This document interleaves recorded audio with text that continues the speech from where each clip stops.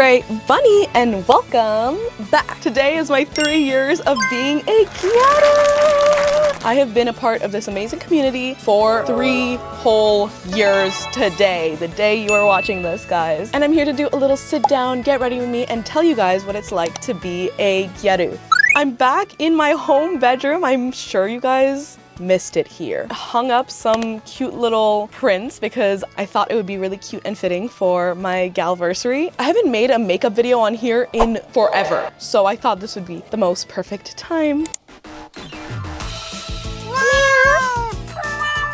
Whoa, jump scare. We're letting the forehead breathe this video. I'm currently getting over a cough, so if I sound a little bit weird, that's why. Gyaru has been a huge learning experience for me in many ways, especially when it comes to my own self-confidence. I used to be really insecure about many things, about the way I dress, the way I look, especially like my tan skin. I never really liked the way my skin looked because I'm mixed, I'm half Indian, half white.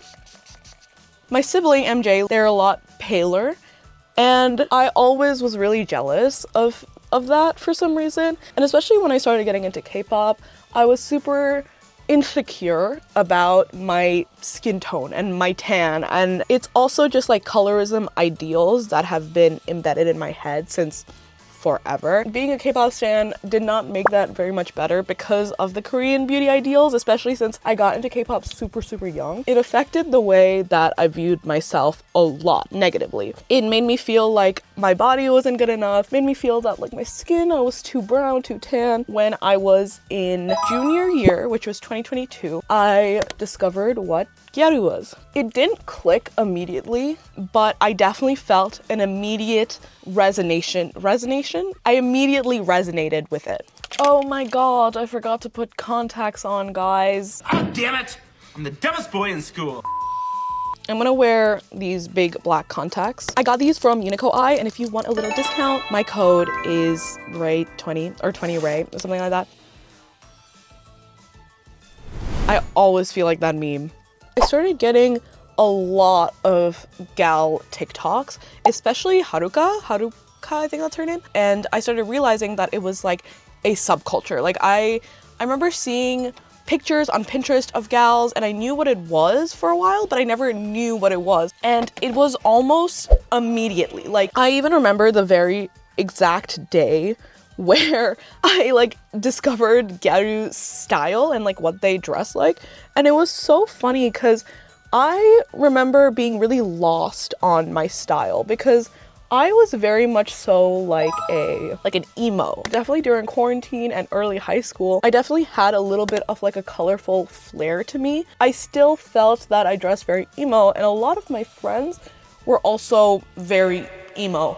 So I never really knew that I could do anything different until I discovered gal. And it was crazy because I remember going on Pinterest and looking at pictures of Gyarus and what they wear, and I literally shot up out of my bed and I was like, I have these clothes. These clothes are so me, and I literally have all of them in my wardrobe. And it was almost like this eureka moment where I was like, oh my god, the clothes that I have actually make sense, because I had cheetah print, I had a lot of like pink. It was all very like disconnected. Like I never knew how to style things. It was such a big moment for me, and I realized that this was my calling. I'm gonna use this. I got it from TikTok shop. It is like a highlight powder, but I'm gonna try to use it underneath my eyes just a little bit. And I really like the way it sounds.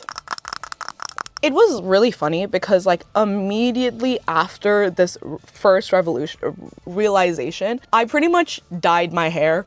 Do you get it? I dyed my hair blonde because I wanted to be way more gal. I really understood it. It touched me in a way that I don't think anything has ever. I immediately dyed my hair. And I also immediately started TikTok. Like maybe a week or so after I discovered Gyaru, I was making TikToks like the way that I'm making TikToks now, and I've just really just grown a lot, but I am still very much so like the same person. But yeah, I had no idea what I was doing. Like, it was way too early for me to be like showing it off to the public. I remember probably like a year or so before this, I was trying to expand my style. My thing was that I wanted to look crazy. Like, I just wanted to be that bitch. And so when I saw Gal, it really was a motivator for me to start looking crazy. And I'll admit, I definitely took that and I ran with it, because some of my old looks were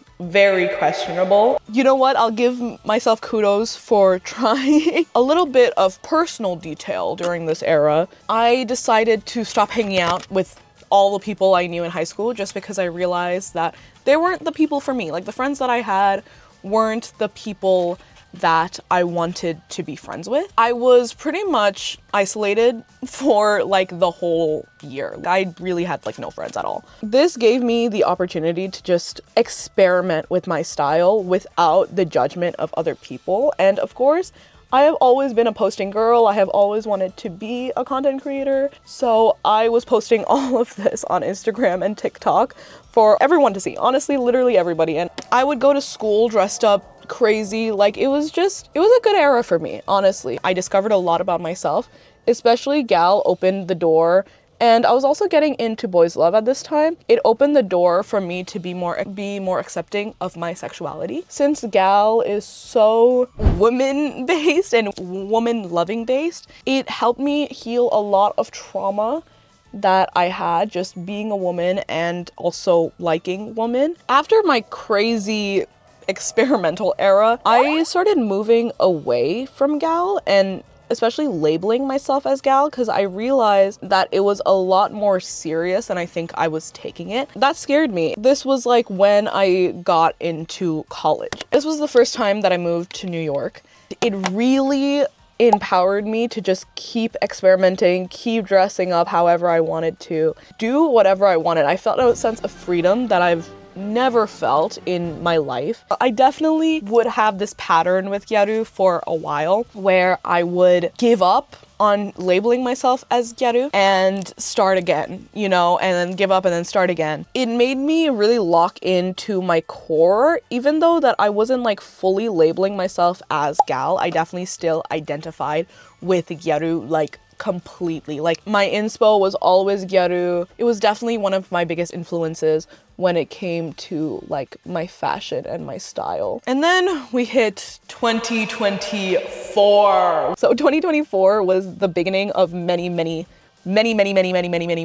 things. I started posting on Instagram every day. I decided to take social media more seriously. I really wanted to be a content creator. After a couple failed attempts at being consistent and just posting in general, I wanted to lock in so badly. So this was my time. And I posted every single day on Instagram only, and definitely not on YouTube. It was super exhausting, but by summer of 2024, Gyaru Ray was back in action. I was like, this is gonna be me.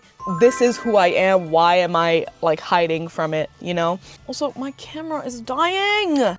A few moments later. And a couple of you guys have watched this video. It's kind of a mess because the editing is just weird, but it's one of my first videos. This trip really made me lock into just Gal make and Gyaru in general. I really made it my whole life. And honestly, I was happy. I felt really confident. By that end of that summer and the starting of that school year, I wasn't doing great. I didn't really fuck with my roommate. I was doing very badly mentally. Did not like what I was doing in school. I didn't have time or the space to do what I really loved, which was creating content and making videos. And honestly, my clothes started falling flat because I just had no motivation. But Gyaru Make was like my saving grace. I would lock myself in my dorm bathroom. I would just be doing my makeup for like an hour. Like, I would literally tell my roommate, hey girl, I'm gonna go do my makeup in the bathroom. And she knew that I was gonna be there for a really long time. It brought me so much joy in an era where I was just really, really struggling. Like, I just was not doing good. And Gyaru started just becoming something that made me happy and excited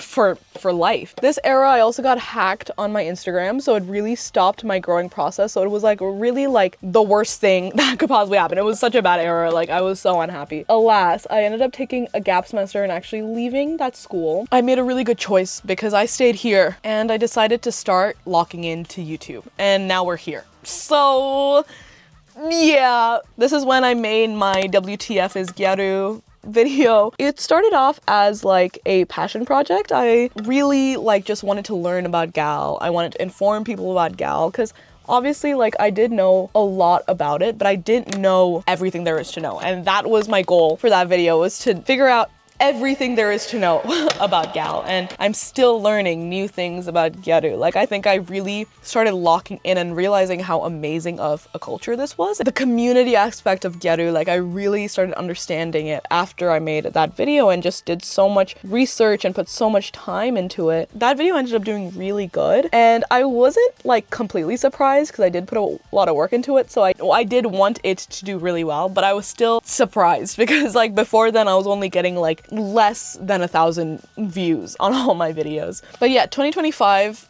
has been such a amazing year for me in so many ways. I need to lock in, hold on.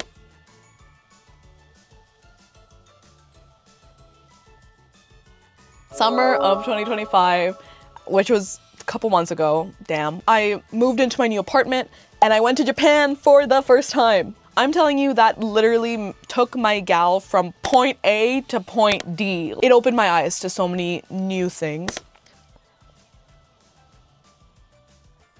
Going to Japan, I don't even know how to explain it.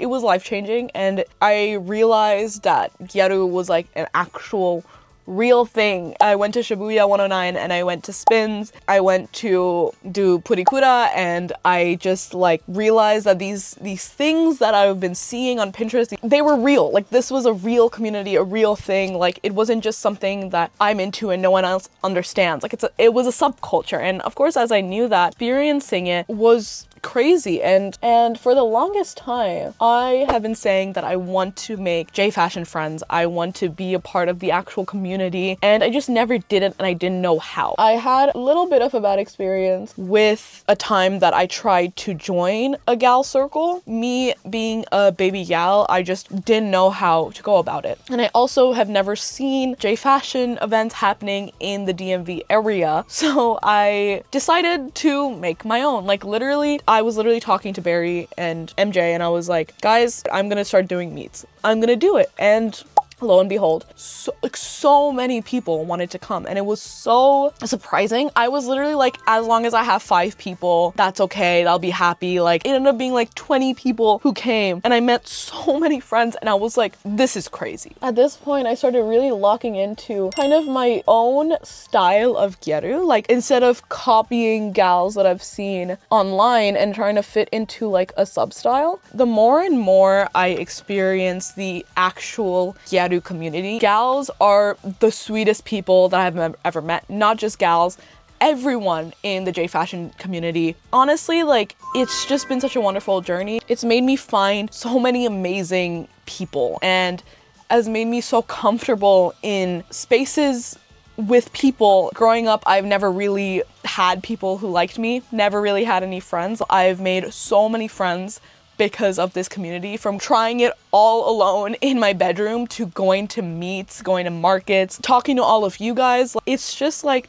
been such a powerful journey for myself. Honestly, every gal gets the question like, can I be Gyaru if? Can I be Gyaru if? Questions. It really takes, I think, a certain person to be gal. If you have it in you, it shouldn't be that difficult to start doing gal. And of course, financial status and family and stuff always gets in the way of these kind of things. But if you feel like Gyaru resonates with you, all you have to do is just go for it and stop asking questions like, can I be Gyaru if this? Can I be Gyaru if that? Because you can be Gyaru if anything, regardless of who you are, what you look like, and all that. And that's like kind of the beauty of Gyaru. It can be such an inclusive community, and it can really make you learn a lot about yourself. It's really a very inviting community, especially in real life. Like in the epidemic of loneliness, people crave community.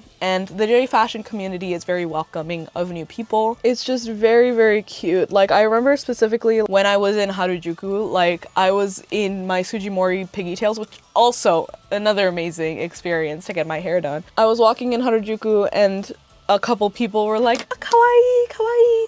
And it was just like so validating. Like it's so silly, but I think about it a lot. But of course, just like anything, there are a lot of things in gal that it's very easy to make people feel insecure as well. Just the comparison, especially if you're not Asian or East Asian and have a specific eye shape. Like it is definitely hard to feel like you are a real gal, and gal blindness is also so real. Like I know so many people, so many of my friends who don't feel like they're gyaru enough. At the end of the day, it's mindset, it's experimenting. Like no one is not gyaru enough if they are doing gal. You know what I mean? It is honestly like a personal thing. Like you have kind of like this image in your head of what a gyaru is and what a gyaru looks like. And when you don't completely fit those standards, it's a little like disheartening. Like it does make you feel like you don't belong. It's important to remind yourself, especially other gals who are watching this, that you are valid in what you look like. You are valid in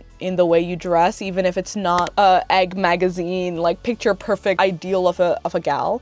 Gal makes you feel like yourself, then you are gyaru enough. This is to all the baby gals that are out there and watching this, that you stick to it. Gyaru is becoming more popular these days. Oops, I forgot to put on mascara. I really love it. If you don't do gyaru every day, if you don't practice gal's mind as if it's a religion, but if you don't like have the same ideals as gyaru, then maybe gyaru just isn't the subculture for you. If you're not like fully committed to like the gyaru lifestyle, like maybe refrain on calling yourself a gyaru, you know, until you feel like you have embodied it. And I know that's a little like overwhelming. As a person who has gone through in and out phases of labeling themselves as gal, like I just think that's just a little bit of advice. And if gal isn't for you, there's no problem in not labeling yourself anything and still being a part of the J fashion community. Maybe experiment with something else. Maybe if JK is more up your alley, then try doing that, or Decora or something, you know? Because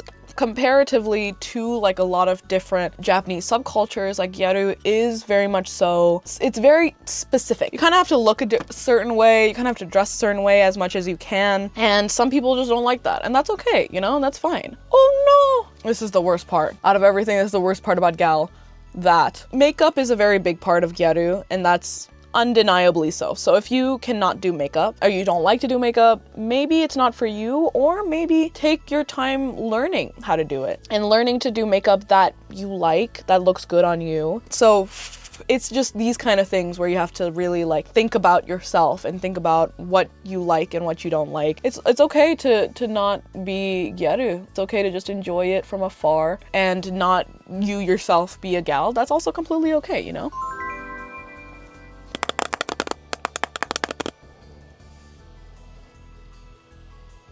If your goal is to be more gal, please lock in, because there's not enough. We need world domination. Everyone turn gal right now. Can someone make like a text post and like I'm the picture, and the picture is everyone turn gyaru now. Don't screenshot right now. Screenshot when I'm done with my makeup.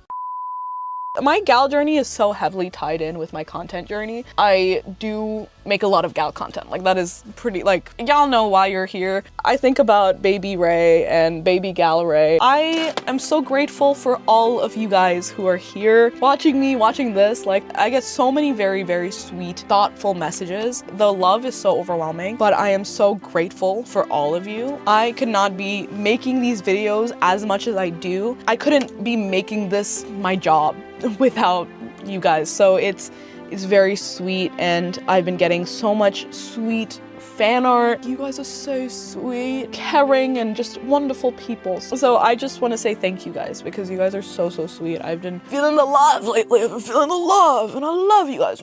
Since being on TikTok, I've been getting a lot of questions about being Gyaru. And the question that I get asked the most is gal substyles. You don't have to fit into a substyle to be Gyaru. I do highly recommend looking at Gyaru magazines though. Gal magazines online, you can look at them on Internet Archive, and you can also look at them on Gal Revo. I like Gal Revo because it's labeled by date, by magazine brand, like magazine. You get to see the diversity of gal by looking at all these magazines. I am obsessed with Gyaru magazines. I have genuinely spent hours looking at Gyaru magazines. It's like my nightly reading, and I found that my gal improved immediately after I started reading. Like, I started learning makeup techniques, seeing like the Gyaru culture and experience. Here's a little warning though. If you are a minor, don't read egg magazines because they are explicit. They have explicit drawings. They have some questionable stuff that I just don't think that a young impressionable mind should be looking at. But it, you know, it is the culture. So you kind of are getting what you looked for.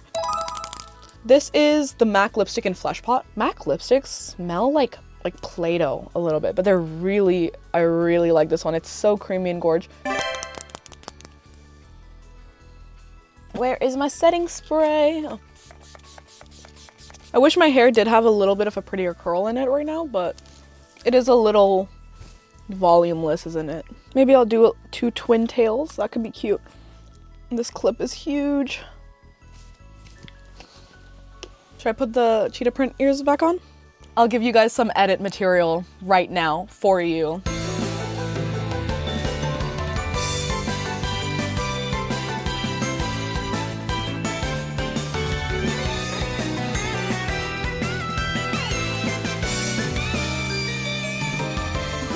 And this is the completed makeup look. Oh, my hair looks a little crazy, guys. Thank you guys so much for being on this journey with me. Though it has been a very dark time in the world and in the US, I want to let this be a safe space as much as possible. I know everyone is going through one thing or the other, if not politically, then socially, economically, like everyone is struggling a little bit. So I want to be that beacon of light for you guys whenever you want to take a break. Everybody stay positive. I know there's a lot of scary things happening. Thank you for watching this little video out of all of these videos on this godforsaken platform, and I'll see you all sooner than last time.